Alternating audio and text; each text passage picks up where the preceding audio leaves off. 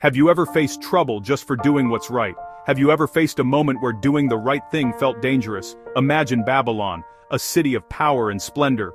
Golden statues gleamed under a relentless sun, and towering walls seemed to touch the heavens.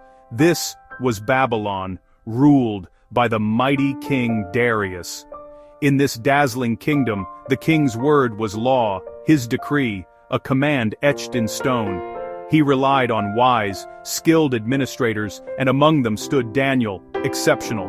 A foreigner brought as a captive years before, yet he rose through the ranks, earning the king's trust.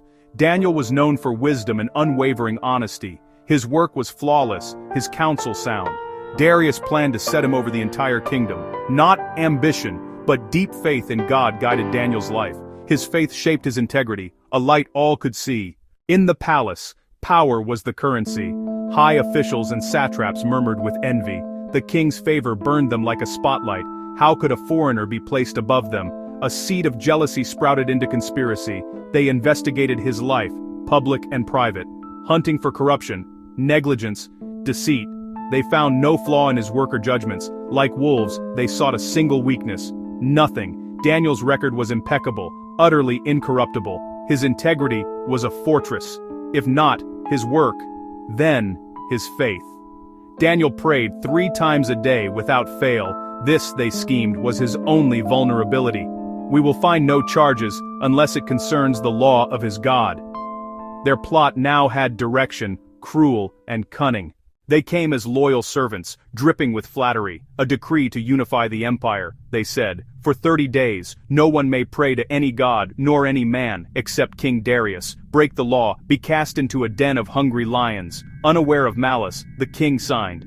Under Medo-Persian law, the edict could not be revoked, a masterpiece of malevolent genius. It targeted Daniel, who prayed morning, noon, and night. They forced a choice: disobey the king he served or the god he worshipped. The news raced through Babylon. They waited, confident. They used the king's pride and the kingdom's laws as weapons. Now, only Daniel's next act was needed. They believed their victory certain. When Daniel learned the decree was law, he did not panic. He did not plead or seek a loophole. He knew their motives and the terrible consequences: compromise to live, or honor God and face lions. For Daniel, the path was clear. He went to his room as always, windows open toward Jerusalem. No hiding, no spectacle, just faith. He knelt as he did every day. His allegiance was to the King of Heaven. Morning, midday, evening, Daniel gave thanks to God. His faithfulness, a light no decree could extinguish. The officials were watching and saw him pray. Their trap had worked. They hurried to the king. They presented their accusation with precision. The law was absolute, punishment set. Daniel, they said, an exile from Judah. He still makes his petition 3 times a day. The king was deeply distressed, manipulated by pride. All day he sought a way to rescue Daniel. But the law of the Medes and Persians stood firm. The decree could not be changed. As the sun dipped, time ran out. Daniel was brought to the king. May your God, whom you serve continually, rescue you. The order was carried out. He was thrown into the lion's den. A great stone was sealed with rings, his fate sealed. The king passed a sleepless night of grief, haunted by what he had done. For Darius, the night was endless. He ate nothing, wanted no entertainment. Fasting, agitation, guilt, and a flicker of hope. Meanwhile, in the pit, Daniel was not alone.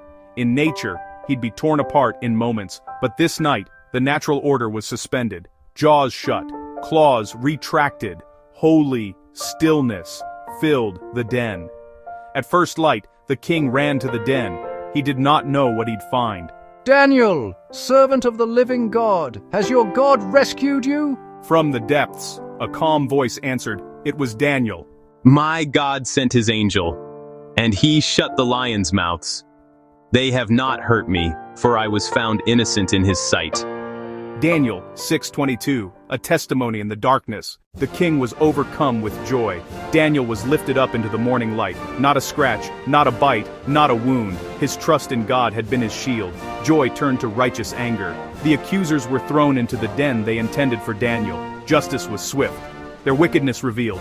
Darius was changed and wrote a new decree. Fear and revere the God of Daniel. He is the living God. He endures forever. His kingdom will not be destroyed, his dominion will never end.